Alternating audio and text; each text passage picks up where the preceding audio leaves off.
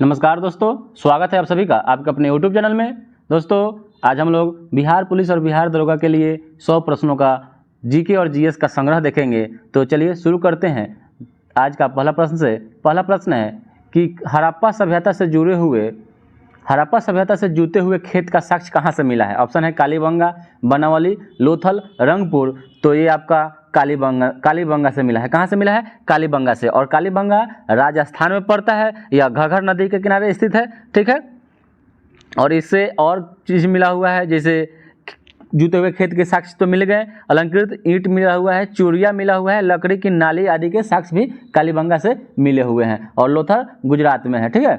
चलिए अगला प्रश्न है कि अशोक द्वारा कलिंग का युद्ध किस वर्ष लड़ा गया था। अशोक द्वारा कलिंग का युद्ध कब लड़ा गया था?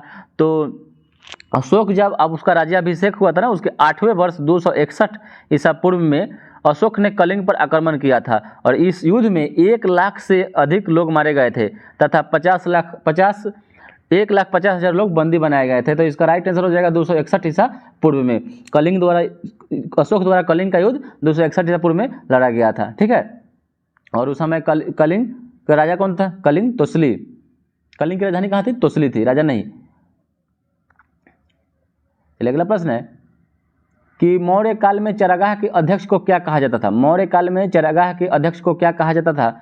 तो मौर्य काल में चरागाह के जो अध्यक्ष थे उसे विविताध्यक्ष कहते थे। मौर्य काल में चरागाह के अध्यक्ष को विविताध्यक्ष कहते थे, क्योंकि और शास्त्र जो चाणक्य के द्वारा लिखी गई है उसमें 26 प्रकार के अध्याय का वर्णन किया गया है और मौर्य काल से ही संबंधित है। तो उसमें चरागाह के अध्यक्ष को विविताध्यक्ष कहते थे। ठीक है। अगला प्रश्न है कि गुप्त काल में पुग किसे कहा जाता था। गुप्त काल में पुग किसे कहा जाता था? तो गुप्त काल में जो पुग था वह न्यायालय को कहा जाता था। किसको? न्यायालय को कहा जाता था। गुप्तकालीन न्याय व्यवस्था में सम्राट सर्वोच्च अधिकारी होता था। उस समय न्यायालय के 4 वर्ग होते थे। ठीक है। राजा का न्यायालय, पुग, श्रेणी और कुल। तो गुप्त काल में पुग क्या था? न्यायालय था। अगला प्रश्न देखते हैं कि निम्नलिखित में से कौन सी रचना हर्षवर्धन से संबंधित नहीं है। तो हर्षवर्धन से संबंधित कौन सी रचना नहीं है? तो जो काव्य दर्शन है, काव्य दर्शन यह हर्षवर्धन नहीं लिखा है, जबकि नागानंद, प्रियदर्शिका और रत्नावली यह हर्षवर्धन के द्वारा लिखी गई है। ठीक है।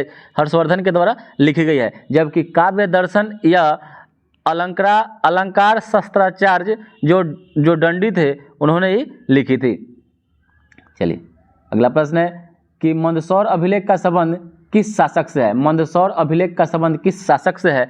तो मंदसौर अभिलेख का जो शासक है उस समय उससे संबंधित है यशोवर्मन। मंदसौर अभिलेख से संबंधित शासक कौन है? यशोवर्मन है। ठीक है। अगला प्रश्न है कि मोहम्मद गौरी को भारत में पहली बार पराजित किसने किया था। तो मोहम्मद गौरी को भारत में पहली बार पराजित करने वाला शासक था भीम द्वितीय। पाटन गुजरात में इसको पराजित किया था। मोहम्मद गौरी का आक्रमण 1175 ईस्वी में मुल्तान पर हुआ था, जबकि 1178 में मोहम्मद गौरी ने गुजरात पर आक्रमण किया, परंतु भीम द्वितीय ने उसे माउंट आबू के निकट पराजित किया था। यह मोहम्मद गौरी का भारत में प्रथम हार था। अगला प्रश्न है कि दिल्ली सल्तनत के विद्रोहियों के प्रति दुर्बल नीति किस शासक ने अपनाई थी। दिल्ली सल्तनत में विद्रोहियों के प्रति दुर्बल नीति किसने अपनाई थी? दुर्बल नीति किस शासक ने अपनाई थी? तो यह था जलालुद्दीन फिरोज खिलजी। कौन था? जलालुद्दीन फिरोज खिलजी। और लौह रक्त की नीति बलबन ने अपनाया था, यह भी बात याद रखिएगा। अगला प्रश्न है कि दिल्ली सल्तनत के किस सुल्तान ने सैनिकों को नगद वेतन देने की प्रथा शुरू की थी। दिल्ली सल्तनत के किस सुल्तान ने सैनिकों को नगद वेतन देने की प्रथा की शुरुआत की थी? तो यह था आपका अलाउद्दीन खिलजी। कौन था? अलाउद्दीन खिलजी। इसका राइट आंसर हो जाएगा अलाउद्दीन खिलजी।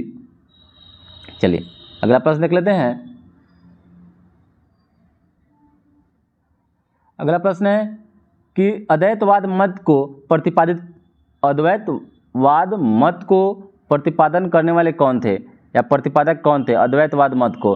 तो अद्वैतवाद मत को प्रतिपादक करने वाले व्यक्ति थे, उनका नाम था आपका शंकराचार्य। कौन थे? शंकराचार्य थे। अद्वैतवाद शंकराचार्य ने बनाया था। चलिए अगला प्रश्न है कि निम्नलिखित में से किस मुगल बादशाह ने न्याय की प्रसिद्ध जंजीर बनवाई थी या लगवाई थी? तो न्याय की प्रसिद्ध जंजीर जो था वह सोने का बना हुआ था या जहांगीर ने लगवाई थी। ठीक है। तो 1605 इसमें जहांगीर गद्दी पर बैठते ही आगरा के किले में और यमुना के किनारे खड़े पत्थर पर खंभों के बीच न्याय की प्रसिद्ध जंजीर लगवाई थी और साथ ही 12 घोषणाओं को भी प्रकाशित किया था। ठीक है, चलिए अगला प्रश्न है कि निम्नलिखित में से किसने दारा शिकोह को लघु अकबर यानी छोटा अकबर कहा था? तो दारा शिकोह को किसने छोटा अकबर कहा था? तो ये था लेनपुल। कौन था? लेनपुल। दारा शिकोह को इतिहासकार लेनपुल ने लघु अकबर कहा था और दारा शिकोह ने सिर ए अकबर के नाम से 12 उपनिषदों का फारसी में अनुवाद करवाया था। ठीक है, चलिए अगला प्रश्न है कि किस सिख गुरु ने सिखों को एक सैनिक संप्रदाय के रूप में परिवर्तित किया था? किस सिख गुरु ने सिखों को एक सैनिक संप्रदाय के रूप में परिवर्तित किया था? तो ये थे गुरु हरगोविंद। कौन थे? गुरु हरगोविंद सिखों के छठे गुरु थे। ठीक है, जो 1606 से लेकर 1645 ईस्वी तक गद्दी पर बैठे, ने अमृतसर के किलेबंदी की तथा सिखों को धार्मिक शिक्षा के साथ साथ सैनिक शिक्षा भी प्रदान किया तथा सिखों को एक सैनिक संप्रदाय के रूप में परिवर्तित कर दिया। ठीक है, अगला प्रश्न है कि विजयनगर के किस शासक के काल में अब्दुल रजाक विजयनगर की यात्रा पर आया था? ठीक है, तो अब्दुल रजाक देवराय द्वितीय के शासनकाल में आया था। देवराय द्वितीय के शासनकाल में विजयनगर की यात्रा पर आया था। ठीक है, चलिए और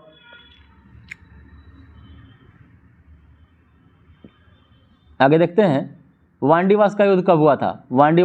तो वांडीवास का जो युद्ध हुआ था वह 1760 ईस्वी में हुआ था। कब हुआ था? 1760 ईस्वी में हुआ था। तृतीय कर्नाटक युद्ध जिसको सप्तवर्षीय युद्ध के नाम से भी जानते हैं, जो 1756 से लेकर 1763 ईस्वी तक चला था, इसलिए 7 वर्षों तक चला था, इसलिए सप्तवर्षीय युद्ध भी कहते हैं इसको।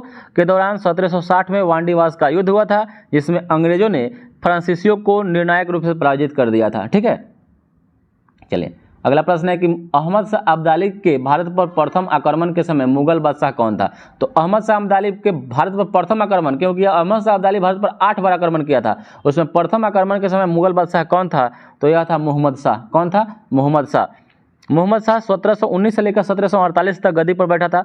तो अहमद शाह अब्दाली ने प्रथम बार 1748 ईस्वी में पंजाब पर आक्रमण किया और अहमद शाह अब्दाली को दुर्रे दुरानी अथवा युग का मोती भी कहा जाता है। दुर्रे दुरानी या युग का मोती भी कहा जाता है। युग का मोती किसको कहा जाता है? तो अहमद शाह अब्दाली को। और अगला प्रश्न है कि प्लासी का युद्ध कब हुआ था? तो प्लासी का युद्ध 1757 23 जून को हुआ था। 23 जून याद रखिएगा, 23 जून 1757 को हुआ था और यह भागीरथी नदी के तट पर हुआ था। किसकी नदी के तट पर? भागीरथी नदी के तट पर स्थित प्लासी के मैदान में सिराजुद्दौला एवं रॉबर्ट क्लाइव अंग्रेजों के बीच में हुआ था। सिराजुद्दौला और रॉबर्ट क्लाइव, इस युद्ध में अंग्रेजों की जीत हुई थी। चलिए अगला प्रश्न है कि फैजाबाद में 1857 के विद्रोह का नेतृत्व किसने किया था? या फैजाबाद से, ठीक है, तो फैजाबाद से 1857 की क्रांति में नेतृत्व करने वाला शासक का नाम था अहमद उल्ला। कौन था? अहमद उल्ला। फैजाबाद से 1857 के विद्रोह का नेतृत्व मौलवी अहमद उल्ला ने किया था। इस विद्रोह को जनरल रेनार्ड ने दबा दिया। रेनार्ड ने फैजाबाद के नेतृत्व को विद्रोह को दबा दिया था। अगला प्रश्न है कि किस इतिहासकार ने बंगाल के 1765 ईस्वी से लेकर 1772 ईस्वी के मध्य कालखंड को डाकू राज की संज्ञा दी थी? किस इतिहासकार ने बंगाल के जो 1765 से लेकर 1772 के जो कालखंड है उसको डाकू राज की संज्ञा दी है? तो डाकू राज की संज्ञा देने वाले जो इतिहासकार हैं वह है के.एम. पनिकर। कौन है? के.एम. पनिकर। अगला प्रश्न है इकोनॉमिक हिस्ट्री ऑफ इंडिया नामक पुस्तक किसने लिखी है? तो इकोनॉमिक हिस्ट्री ऑफ इंडिया नामक पुस्तक के लेखक है आर.सी. दत्त, यानी आर.सी. दत्त, रमेश चंद्र दत्त। कौन है? रमेश चंद्र दत्त ने इकोनॉमिक हिस्ट्री ऑफ इंडिया नामक पुस्तक लिखी है। अगला प्रश्न है कि किस अधिनियम के माध्यम से भारतीयों की शिक्षा पर 1 लाख रुपए खर्च करने का प्रावधान किया गया था? किस अधिनियम के माध्यम से भारतीयों की शिक्षा पर 1 लाख रुपए खर्च करने का प्रावधान किया गया था? तो यह है 1813 के चार्टर एक्ट अधिनियम के तहत भारतीयों पर 1 लाख शिक्षा पर खर्च करने का यह क्या किया गया था? प्रावधान किया गया था। कि इसमें और किया गया था कि कंपनी का व्यापारिक एकाधिकार समाप्त कर दिया गया था और ईसाई मिशनरियों को भारत में धर्म प्रचार की अनुमति भी दे दी गई थी। चलिए अगला प्रश्न है कि आत्मीय सभा का गठन किसके द्वारा किया गया था। आत्मीय सभा का गठन जो था ना किसके द्वारा किया गया था, तो यह है राजा राम मोहन राय के द्वारा। राजा राम मोहन राय ने आत्मीय सभा जो 1814 ईस्वी में तथा वेदांत सोसाइटी 1816 में, कलकत्ता यूनिटेरियन कमेटी 1823 में और ब्रह्म समाज 1828 में स्थापना की थी। चलिए अगला प्रश्न है कि अलीगढ़ आंदोलन के संस्थापक कौन थे। अलीगढ़ आंदोलन के संस्थापक कौन थे, तो अलीगढ़ आंदोलन के संस्थापक सर सैयद अहमद खान था। कौन था, सर सैयद अहमद खां। 1875 ईस्वी में अलीगढ़ आंदोलन का संस्थापक सर सैयद अहमद खान थे। इसके माध्यम से आधुनिक विचारों और पाश्चात्य शिक्षा पर मुस्लिमों की स्थिति में सुधार लाने का प्रयास किया गया। ठीक है, चलिए अगला प्रश्न है कि पागलपंथी विद्रोह का नेतृत्व किसने किया था। पागलपंथी विद्रोह का नेतृत्व जो करने वाले शासक थे वह करम शाह थे। कौन थे, करम शाह। वीडियो कैसा लग रहा होगा लाइक और सब्सक्राइब जरूर कीजिएगा और कमेंट में बताइएगा दोस्तों।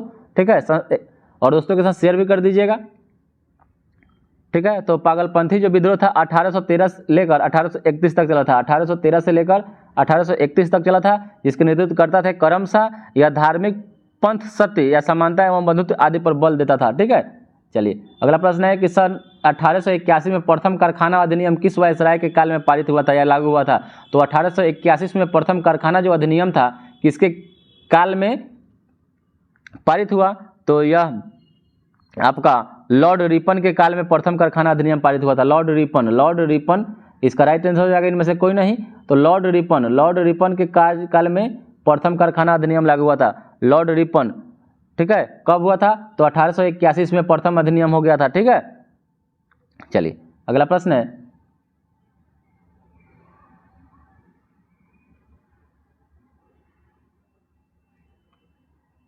कि गांधी जी ने दक्षिण अफ्रीका के प्रवास के दौरान किस रचना का प्रकाशन किया था। तो गांधी जी ने दक्षिण अफ्रीका जब गए थे तो वहाँ पर कौन सा किताब लिखे थे, तो ये लिखे थे इंडियन ओपिनियन। क्या लिखे थे, इंडियन ओपिनियन। दक्षिण अफ्रीका प्रवास के दौरान महात्मा गांधी जी द्वारा इंडियन ओपिनियन नामक पत्र का प्रकाशन किया गया था। ठीक है, चलिए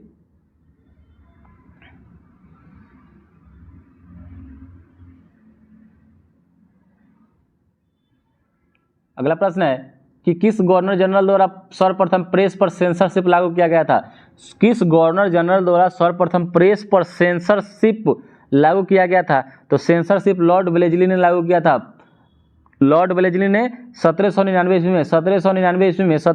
ईस्वी में समाचार पत्रों पर प्रक्षेपण अधिनियम पारित कर दिया था। ठीक है, सेंसरशिप लागू कर दिया था।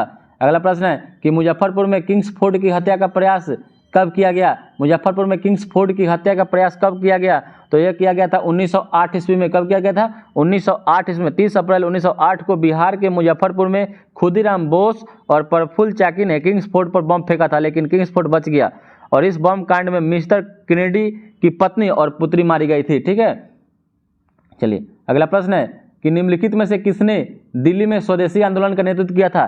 निम्नलिखित में से दिल्ली में से स्वदेशी आंदोलन का नेतृत्व किसने किया, तो दिल्ली में स्वदेशी आंदोलन का नेतृत्व करने वाले शासक थे सैयद हैदर राजा। कौन थे, सैयद हैदर राजा।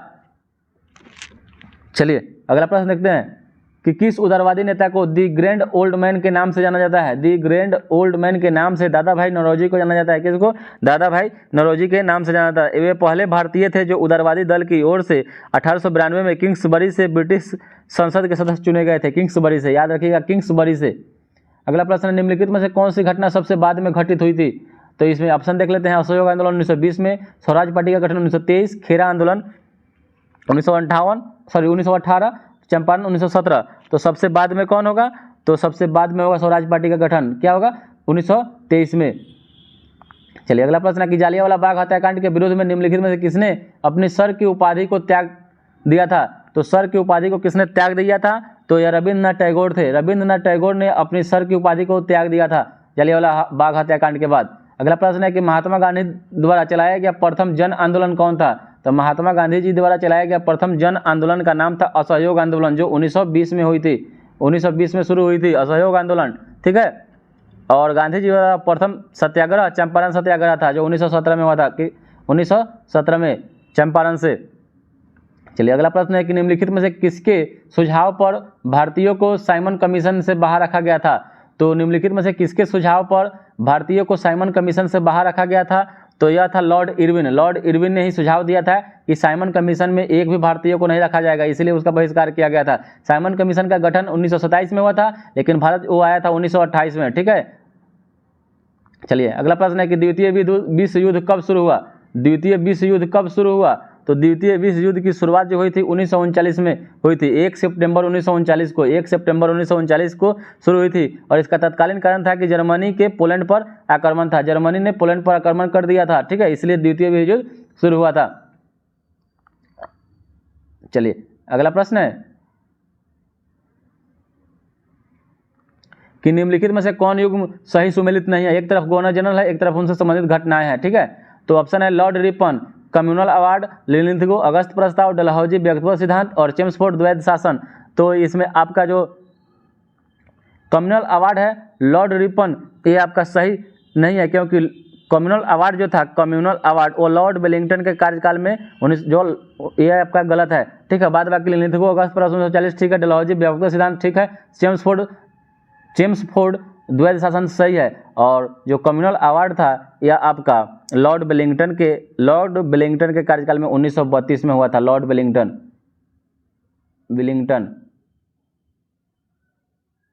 अगला प्रश्न है कि झंडा गीत निम्नलिखित में से किसके द्वारा लिखा गया है। तो झंडा गीत विजय विश्व तिरंगा प्यारा जो है यह श्यामलाल गुप्ता पार्षद के द्वारा लिखा गया था। इनमें से कोई नहीं हो जाएगा कि श्यामलाल गुप्ता पार्षद के द्वारा लिखी गई है, गुप्ता पार्षद के द्वारा लिखी गई है। ठीक है, अगला प्रश्न है कि निम्नलिखित में से कौन सी कोविड-19 वैक्सीन डीएनए पर आधारित वैक्सीन है। तो कौन सी वैक्सीन जो है डीएनए पर आधारित वैक्सीन है, तो यह है जैकोविडी। कौन है, जैकोविडी। ठीक है, यह डीएनए पर आधारित है। अगला प्रश्न है कि कौन सा संगठन ऑपरेशन ग्रीन को कार्यान्वित करता है। कौन सा संगठन ऑपरेशन ग्रीन को कार्यान्वित करता है, तो यह आपका करता है NAFD, नाफेड। कौन करता है, नाफेड, NAFD, नाफेड। चलिए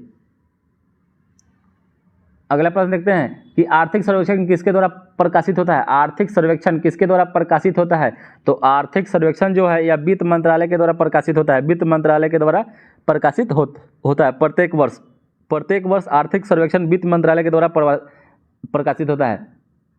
अगला प्रश्न है कि सर्व शिक्षा अभियान का उद्देश्य किस आयु के बच्चे में शिक्षा को प्रोत्साहित करना है। तो सर्व शिक्षा जो अभियान है यह 6 वर्ष से लेकर 14 वर्ष के बच्चों में। ठीक है, चलिए अगला प्रश्न है कि वह उद्योग जो खनिजों का उपयोग कच्चे माल के तौर पर करते हैं क्या कहलाते हैं। वह उद्योग जो खनिजों का उपयोग कच्चे माल के तौर पर करते हैं क्या कहलाते हैं, तो उसको खनिज आधारित उद्योग कहते हैं। क्या कहते हैं, खनिज आधारित उद्योग कहते हैं, खनिज आधारित उद्योग।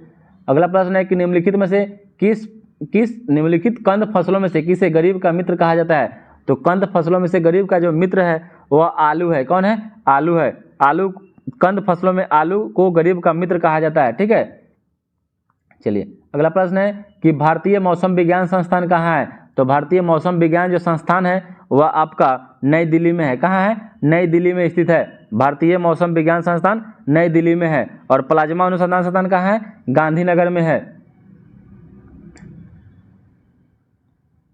चलिए अगला प्रश्न है कि दक्षिण एशियाई क्षेत्रीय संघ सार्क की स्थापना कब हुई थी। तो सार्क की स्थापना जो हुई थी वह 1985 में हुआ था। कब हुआ था, 1985 में सार्क की स्थापना हुई थी। इसका मुख्यालय काठमांडू में है। इसमें सदस्य देशों की संख्या जो है आपका भारत है, पाकिस्तान है, बांग्लादेश है, नेपाल है, भूटान है, श्रीलंका है, मालदीव और अफगानिस्तान है। एक आप याद रखिएगा MBBS पीना। ठीक है, 8 सदस्य है, मालदीव है, भूटान है, बांग्लादेश है, श्रीलंका है, पाकिस्तान है, इंडिया है, नेपाल है और लास्ट में आपका हो जाएगा अफगानिस्तान, जो 2008 में अफगानिस्तान इसमें आपका मिला था। ठीक है, इसको मिलाया गया था अफगानिस्तान को। ठीक है, 2008 में सबसे लास्ट में यही शामिल होने वाला देश है। अगला प्रश्न, निम्नलिखित में से सही सुमेलित नहीं है। तो कौन सा सही सुमेलित नहीं है, तो मैकमोहन रेखा भारत और चीन, मैकमोहन रेखा भारत और चीन सही है। मैनरहिम रेखा रूस और फिनलैंड ये भी सही है।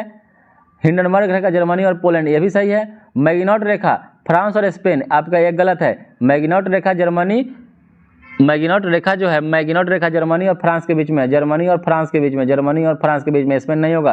तो ये आपका राइट आंसर हो जाएगा। चलिए अगला प्रश्न है कि इंदिरा गांधी परमाणु अनुसंधान संस्थान कहाँ स्थित है। इंदिरा गांधी जो परमाणु अनुसंधान संस्थान है वह कहाँ स्थित है, तो ये आपका तमिलनाडु में है। कहाँ है, तो इसमें राइट आंसर हो जाएगी इनमें से कोई नहीं, तमिलनाडु। तमिलनाडु में है, कलपक्कम है, तमिलनाडु। ठीक है। अगला प्रश्न देखते हैं कि अंडमान एवं निकोबार द्वीप समूह में कितने द्वीपों का नाम परमवीर चक्र विजेताओं के नाम पर रखा गया है। अंडमान निकोबार द्वीप समूह के कितने द्वीपों का नाम परमवीर चक्र विजेताओं के नाम पर रखा गया है, तो 21। इसका राइट आंसर हो जाएगा 21। 23 जनवरी 2023 को नेताजी सुभाष चंद्र बोस की जयंती पराक्रम दिवस के अवसर पर प्रधानमंत्री नरेंद्र मोदी द्वारा भारत में सबसे बड़े सैन्य अलंकरण परमवीर चक्र प्राप्त 21 विजेताओं के नाम पर अंडमान और निकोबार द्वीप समूह के 21 बड़े अज्ञात द्वीपों का नामकरण किए हैं। ठीक है। चलिए अगला प्रश्न है कि दुनिया की पहली तरल हाइड्रोजन संचालित नौका का नाम क्या है। दुनिया की पहली तरल हाइड्रोजन संचालित नौका का क्या नाम है, तो MF हाइड्रा। क्या है, MF हाइड्रा। इसका राइट आंसर हो जाएगा MF हाइड्रा। यह दुनिया की पहली तरल हाइड्रोजन संचालित नौका है। अगला प्रश्न है कि भारतीय अंतरिक्ष अनुसंधान संगठन इसरो ने अपने 12 वर्ष पुराने उपग्रह मेगा टॉपिक्स को किस महासागर में गिराया है, तो इसरो ने अपने 12 वर्ष पुराने उपग्रह मेगा ट्रॉपिक्स को किस महासागर में गिरा दिया है, तो इसको गिराया है प्रशांत महासागर में। किसमें, प्रशांत महासागर में गिरा दिया है। ठीक है। चलिए अगला प्रश्न है कि सितुनी राबुका किस देश के नए प्रधानमंत्री बने हैं। सितुनी राबुका किस देश के नए प्रधानमंत्री बने हैं, तो यह बने हैं आपका फिजी के, और फिजी की राजधानी कहाँ है, सुआ है। तो सितुनी राबुका को फिजी का नया प्रधानमंत्री चुन लिया गया है और सितुनी राबुका ने फिजी के 12वें प्रधानमंत्री के रूप में शपथ ग्रहण की है।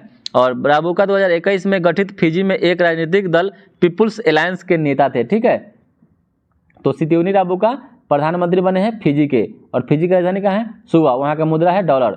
अगला प्रश्न है कि ऑस्ट्रेलिया ओपन 2023 के विजेता कौन बने हैं। ऑस्ट्रेलिया ओपन 2023 के विजेता कौन बने हैं, तो ये बने हैं नोवाक जोकोविच, जो सर्बिया के खिलाड़ी हैं। नोवाक जोकोविच ऑस्ट्रेलिया ओपन 2023 के पुरुष एकल विजेता बन गए हैं। ठीक है। और उप विजेता जो बने हैं, उप विजेता वो बने हैं स्टेफानोस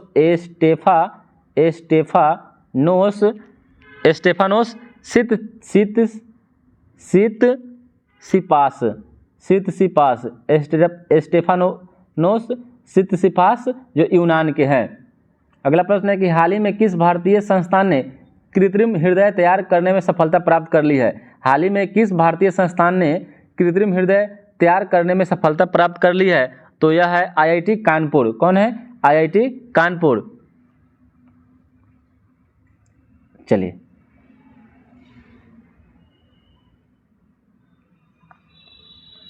अगला प्रश्न है कि किस वर्ष तक भारत ऊर्जा स्वतंत्रता प्राप्त करने का लक्ष्य निर्धारित किया है।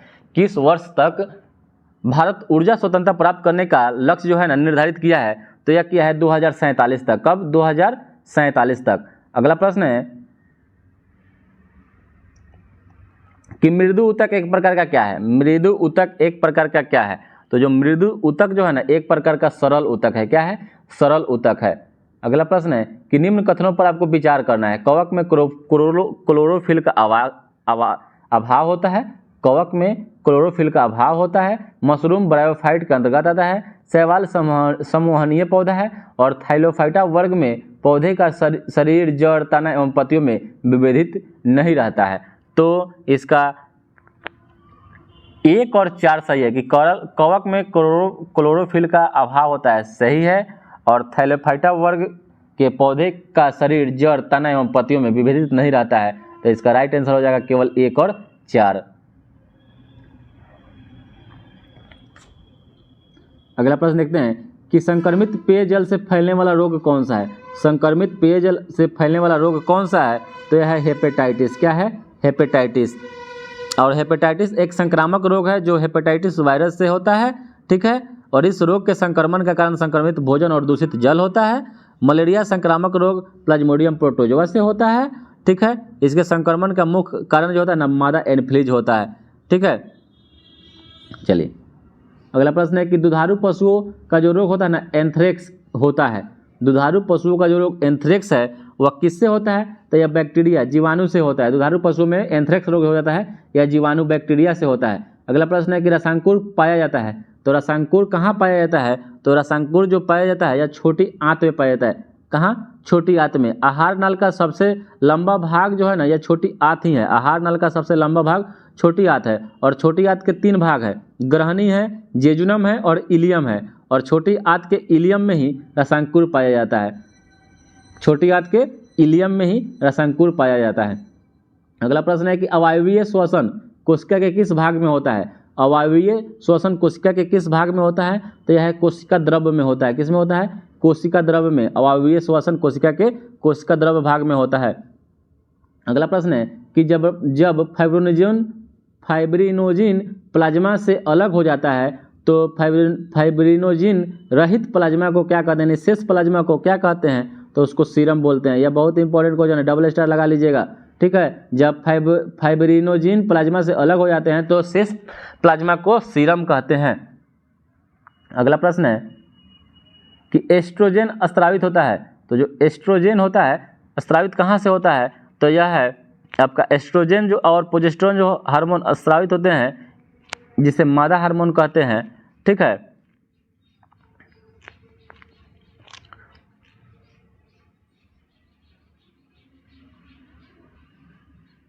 तो ये अंडाशय से होते हैं। कहाँ से स्रावित होते हैं, अंडाशय से। तो इसमें ऑप्शन नहीं है, तो इसका हो जाएगा ऑप्शन नंबर ई, ठीक है। चलिए अगला प्रश्न है कि नर युग्मक तथा मादा युग्मक के संयोग से क्या बनता है। तो नर युग्मक और मादा युग्मक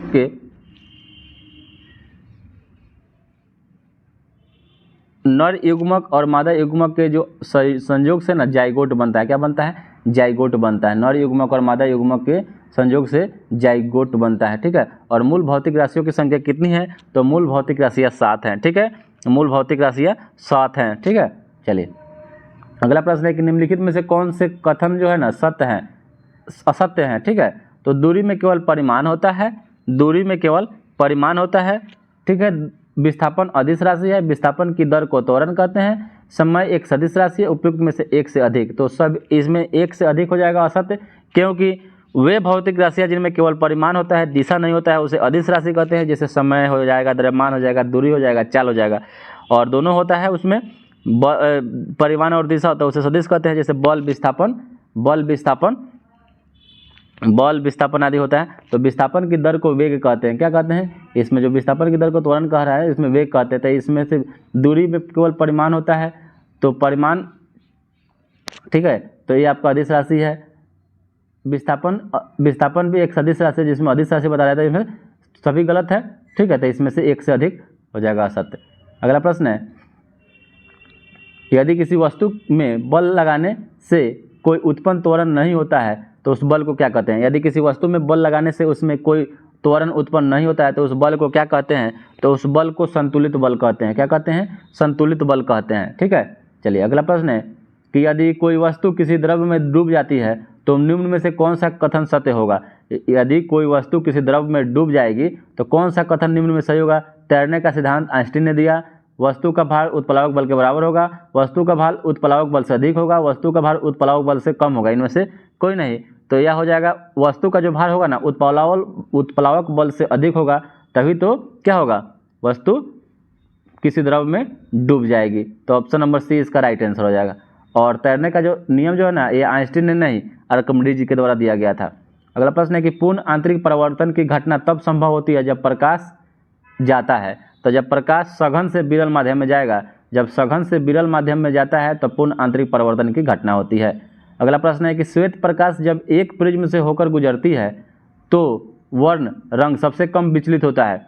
जब श्वेत प्रकाश एक प्रिज्म से होकर गुजरती है तो वर्ण यानी रंग सबसे कम विचलित होने वाला रंग कौन सा है, तो सबसे कम जो विचलित होता है लाल होता है, इसलिए यह ज़्यादा देर तक दिखाई देता है। और सबसे ज़्यादा विचलित होता है वह आपका कौन सा होता है,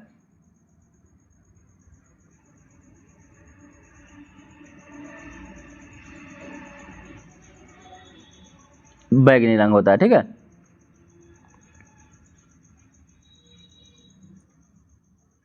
चलिए अगला प्रश्न है कि चालक की लंबाई बढ़ाने पर प्रतिरोध में क्या प्रभाव पड़ेगा। चालक की लंबाई बढ़ाने पर प्रतिरोध में क्या प्रभाव पड़ेगा, तो यह बढ़ जाएगा, ठीक है। क्या हो जाएगा, बढ़ जाएगा। चालक की लंबाई बढ़ाने पर प्रतिरोध क्या होता है, बढ़ जाता है, ठीक है। क्योंकि चालक की लंबाई और प्रतिरोध में सरल संबंध है। ठीक है, चालक की लंबाई बढ़ाने पर प्रतिरोध का मान भी बढ़ जाएगा एवं चालक की लंबाई घटाने पर प्रतिरोध का मान भी घट जाएगा, क्योंकि आर जो होता है प्रोपोर्शनल एल होता है। ठीक है, अगला प्रश्न है कि बॉयल्स और चार्ल्स के नियम को सम्मिलित रूप से क्या कहते हैं। अगर बॉयल और चार्ल्स के नियम को एक जगह मिला देंगे तो क्या कहेंगे, तो उसको गैस समीकरण क्या कहते हैं, क्या कहते हैं, गैस समीकरण कहते हैं। यानी PV इक्वल टू NRT होता है, PV इक्वल टू NRT। ठीक है, चलिए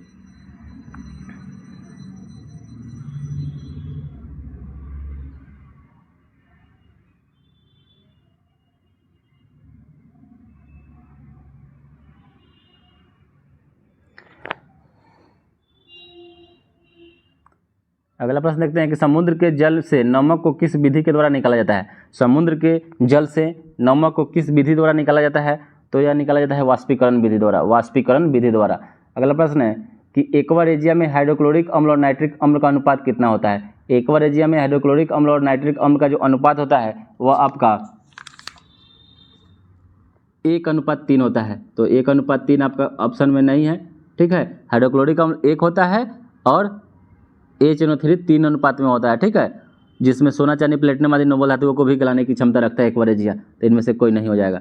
अगला प्रश्न है कि विद्युत का सुचालक अधातु, तो विद्युत का सुचालक अधातु जो होता है ना वह आपका ग्रेफाइट होता है। कौन होता है, ग्रेफाइट होता है। अगला प्रश्न है कि एक द्रव अधातु का नाम बताना है, एक द्रव अधातु का नाम बताना है तो है ब्रोमीन। कौन है, ब्रोमीन होता है। अधातु पारा होता है। ठीक है, चलिए अगला प्रश्न है कि पिच ब्लेंड निम्न में से किस धातु का अयस्क है। तो पिच ब्लेंड जो है ना यह यूरेनियम का अयस्क है, यूरेनियम का। पिच ब्लेंड का जो फार्मूला होता है U3O8 होता है, U3O8 पिच ब्लेंड का फार्मूला होता है। ठीक है, यह यूरेनियम धातु का अयस्क है। यूरेनियम के अन्य अयस्क का नाम कार्नेटाइट है। क्या है, कार्नेटाइट। अगला प्रश्न है कि रेडियो सक्रियता की खोज किसने की थी। रेडियो सक्रियता की खोज हेनरी बेकुलर के द्वारा किया गया था। रेडियो सक्रिय की खोज फ्रांसीसी वैज्ञानिक थे हेनरी बेकुलर के द्वारा किया गया था। ठीक है, इनके द्वारा यूरेनियम और यूरेनियम लवणों से उत्सर्जित विकिरण को बैकरेल किरण भी कहा जाता है। और मैडम क्यूरी ने रेडियो सक्रियता शब्द का सर्वप्रथम प्रयोग किया था। रेडियो सक्रियता शब्द का सर्वप्रथम प्रयोग मैडम क्यूरी के द्वारा किया गया था। अगला प्रश्न है कि भारतीय संविधान में संसद के दोनों सदनों की संयुक्त बैठक का प्रावधान किस देश के संविधान से गृहीत किया गया है। तो यह है ऑस्ट्रेलिया के संविधान से लिया गया है। समवर्ती सूची ऑस्ट्रेलिया के संविधान से लिया गया है, याद रखिएगा। ठीक है, अगला प्रश्न है जो संयुक्त अधिवेशन अनुच्छेद समवर्ती सूची भी लिया गया है और संयुक्त बैठक जो संयुक्त अधिवेशन जो होता है अनुच्छेद 108 के तहत ये भी ऑस्ट्रेलिया से लिया गया है। अगला प्रश्न है कि राज्यपाल को किसके द्वारा शपथ दिलाई जाती है। राज्यपाल पद की शपथ किसके द्वारा दिलाई जाती है।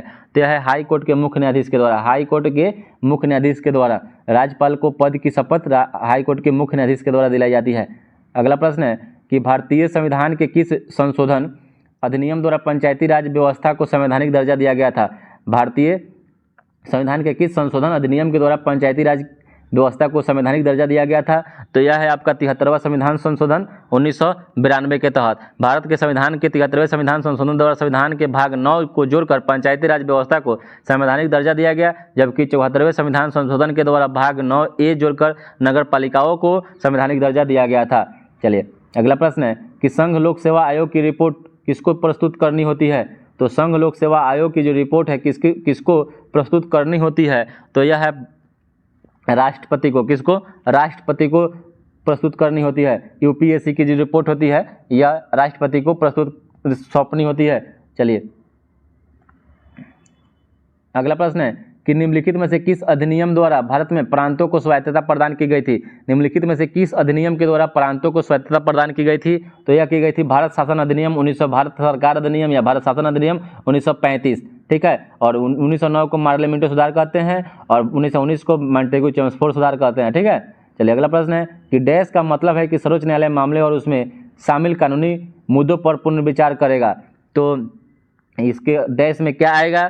तो यह है अपीलीय क्षेत्राधिकार। ये क्या हो जाएगा, अपीलीय क्षेत्राधिकार का मतलब है कि सर्वोच्च न्यायालय मामले और उसमें शामिल कानूनी मुद्दों पर पुनर्विचार करेगा। अगला प्रश्न है कि केंद्रीय संविधान का अंतिम व्यवस्थापक कौन है। भारतीय संविधान का अंतिम व्यवस्थापक कौन है। तो यह है सर्वोच्च न्यायालय। कौन है, सुप्रीम कोर्ट। संविधान के अनुच्छेद 132 133 और 228 में संविधान की व्यवस्था करने का अंतिम जो अधिकार है ना सर्वोच्च न्यायालय को दिया गया। अनुच्छेद याद रखिएगा, आर्टिकल जो है आपका 132, 132, 133 और 228, ठीक है। चलिए अगला प्रश्न है कि समाजवादी अर्थव्यवस्था के उत्पादन में सभी कारक किसके समावित और नियंत्रण में रहते हैं। समाजवादी अर्थव्यवस्था में उत्पादन के सभी कारक किसके समावित और नियंत्रण में रहते हैं, तो यह रहते हैं राज्य के, स्टेट के, ठीक है। चलिए अगला प्रश्न है कि महालनोबिस मॉडल का संबंध किस पंचवर्षीय योजना के साथ जोड़ा जाता है या जोड़ा गया है। तो महालनोबिस जो मॉडल था या दूसरी पंचवर्षीय योजना महालनोबिस मॉडल पर आधारित थी और पहली हेराल्ड डोमर मॉडल पर। तो जो दूसरी पंचवर्षीय योजना जो चली थी वह 56 से 61 तक चली थी, ठीक है। चलिए अगला प्रश्न है कि जनगणना 2011 के अनुसार भारत में सर्वाधिक ग्रामीण जनसंख्या किस राज्य की है। तो 2011 के जनगणना के अनुसार भारत में सर्वाधिक ग्रामीण जनसंख्या जो है ना, ग्रामीण जनसंख्या वह हिमाचल प्रदेश का है। किसका है? हिमाचल प्रदेश का। हिमाचल प्रदेश का लगभग 90% के बराबर है, 90%, इनमें से कोई नहीं हो जाएगा, हिमाचल प्रदेश का है। अगला प्रश्न है कि बिहार बजट 2023-24 में बिहार का विकास दर रहने का अनुमान लगाया गया है। तो यह 15.24%, ठीक है, 15.24% अनुमान लगाया गया है। अगला प्रश्न है कि प्रति हेक्टेयर उत्पादन की दृष्टि से सबसे अधिक चावल का उत्पादन किस राज्य में होता है। तो यह पंजाब राज्य में होता है। चावल और गेहूं दोनों का उत्पादन प्रति हेक्टेयर के हिसाब से आपका पंजाब में होता है। और ऐसे अगर नहीं कहे तो पश्चिम बंगाल में, प्रति हेक्टेयर नहीं लगाएगा तो पश्चिम बंगाल में होगा। और चावल के फसल क्षेत्र के आधार पर उत्तर प्रदेश शीर्ष स्थान होता है और चावल के प्रति हेक्टेयर उत्पादन में पंजाब अग्रणी राज्य है, यानी कम जगह में ज़्यादा उत्पादन, ठीक है। चलिए अगला प्रश्न है कि सूची 1 को सूची 2 के साथ मिलान करना है, ठीक है। एक तरफ आपका वन्य जीव अभ्यारण्य है, एक तरफ राज है। जिम कार्बेट जो है यह आपका उत्तराखंड में है, जिसका वर्तमान में रामगंगा नाम रख दिया गया है। बांधवगढ़ यह आपका मध्य प्रदेश में है, ठीक है। बांधवगढ़ कहाँ है? मध्य प्रदेश में। रणथंभौर आपका राजस्थान में है और दम्फा जो है आपका मिजोरम में है, ठीक है। तो ऐसे आप मिलान करिएगा तो इसका ऑप्शन नंबर जो सी हो जाएगा राइट आंसर हो जाएगा, ठीक है। चलिए अगला प्रश्न है कि भारत में सर्वाधिक जो वर्षा है किन क्षेत्रों में होती है। तो भारत में जो सर्वाधिक वर्षा जो है ना किस क्षेत्रों में होती है। तो यह पश्चिमी घाट, हिमालय क्षेत्र और मेघालय में होती है, ठीक है। पश्चिमी घाट, नीलगिरी पहाड़ी की तरफ, हिमालय क्षेत्र और मेघालय। मानसीराम तो जानते हैं आप, ठीक है। चलिए अगला प्रश्न है कि रिंग ऑफ फायर से अभिप्राय क्या है। रिंग ऑफ फायर से क्या अभिप्राय है। तो रिंग ऑफ जो फायर है यह प्रशांत महासागर में भूकंप एवं ज्वालामुखी से प्रभावित क्षेत्र है। रिंग ऑफ फायर जो है प्रशांत महासागर में भूकंप एवं ज्वालामुखी से प्रभावित क्षेत्र को रिंग ऑफ फायर कहते हैं, ठीक है। अगला प्रश्न है कि भूमध्य रेखा कितने देशों से होकर गुजरती है। जैसे कर्क रेखा 8 देशों से होकर गुजरती है, भारत में 8 राज्यों से होकर गुजरती है। उसी तरह भूमध्य रेखा कितने देशों से होकर गुजरती है। तो यह 13 देशों से होकर भूमध्य रेखा गुजरती है, ठीक है। चलिए अगला प्रश्न है कि निम्नलिखित जलधाराओं में कौन सी ठंडी जलधारा है। तो निम्नलिखित जलधाराओं में आपको ठंडी जलधारा देखना है। तो जो ठंडी जलधारा है आपका इसमें ऑप्शन है फॉकलैंड जलधारा, लेब्राडोर, वेनेजुएला, कैलिफोर्निया। उपयुक्त में से एक से अधिक, तो इसका राइट आंसर हो जाएगा उपयुक्त में से एक से अधिक, क्योंकि आपका इसमें ठंडी जलधारा जो है ना तापमान कम कर देता है। इसमें आपको उदाहरण में हम्बोल्ट या पेरुवियन धारा, ओयोसियो धारा, कैलिफोर्निया धारा, अंटार्कटिका, लेब्राडोर, कनारी, ठीक है, सभी के सभी आपका इसमें ठंडी जलधारा है, ठीक है। चलिए अगला प्रश्न, निम्न में कौन सा देश कैस्पियन सागर की सीमा नहीं बनाता है। कैस्पियन सागर से सीमा नहीं बनाता है तो यह आपका इराक है। इराक जो है कैस्पियन सागर से सीमा नहीं बनाता है। जो कैस्पियन सागर पश्चिमी एशिया में यूरोप के पूर्वी छोर पर स्थित है, ठीक है। और यह विश्व की सबसे बड़ी झील है, ठीक है। और कुल 5 देशों की सीमाएं कैस्पियन सागर से मिलती है। कौन कौन? तो रूस है, अजरबैजान है, कजाकिस्तान है, तुर्कमेनिस्तान है और ईरान है, जबकि इराक नहीं है। चलिए अगला प्रश्न है कि निम्न में से किस जिला की सीमा रेखा की लंबाई पश्चिम बंगाल से सबसे कम स्पर्श करती है। तो बिहार का जिला है जो पूर्णिया है। पूर्णिया सबसे कम आपका स्पर्श करता है पश्चिम बंगाल से, जबकि कटिहार, पूर्णिया, किशनगंज 3 ही जिला करता है पश्चिम बंगाल से, जिसमें से सबसे कम जो है ना पूर्णिया साझा करता है अपना सीमा। अगला प्रश्न देख लेते हैं कि निम्नलिखित में से किस राज्य में सर्वाधिक पाइराइट पाए जाते हैं। जो सर्वाधिक पाइराइट है बिहार किस राज्य में पाए जाते हैं। तो बिहार राज्य में पाइराइट पाया जाता है सबसे ज़्यादा, लगभग भारत का लगभग 95% पाइराइट जो है ना, या बिहार राज्य में पाया जाता है। और बिहार में कैमूर और रोहतास जिले में पाइराइट प्रसिद्ध है, ठीक है। और बिहार राज्य देश में पाइराइट का एकमात्र उत्पादक क्षेत्र है। चलिए अगला प्रश्न देख लेते हैं कि 2011 के जनगणना के अनुसार बिहार में सर्वाधिक लिंगानुपात जो है ना किस जिला में है। तो लिंगानुपात सर्वाधिक जो है ना यह गोपालगंज जिला में है। लिंगानुपात 1021 है। गोपालगंज में कितना है? बिहार में सर्वाधिक लिंगानुपात गोपालगंज में 1021 है। और सबसे कम आपका मुंगेर में है, सबसे कम मुंगेर में सबसे कम है, कितना है? तो 876 है, 876। चलिए अगला प्रश्न है कि भारत का सबसे लंबा राष्ट्रीय जल मार्ग कौन सा है। तो सबसे लंबा राष्ट्रीय जल मार्ग है राष्ट्रीय जल मार्ग संख्या 1, ठीक है, जो इलाहाबाद को हल्दिया राजमार्ग के नाम से भी इसको जानते हैं, जो इलाहाबाद को हल्दिया से जोड़ता है, ठीक है। और यह भारत का सबसे लंबा 1620 किलोमीटर सर्वाधिक उपयोगी जल मार्ग है। अगला प्रश्न है कि शून्य रेखा कहलाती है। जो शून्य रेखा किसे कहते हैं? तो शून्य रेखा त्रिपुरा और बांग्लादेश की सीमा को शून्य रेखा से नाम जानते हैं। त्रिपुरा और बांग्लादेश की सीमा रेखा को शून्य रेखा के नाम से जानते हैं।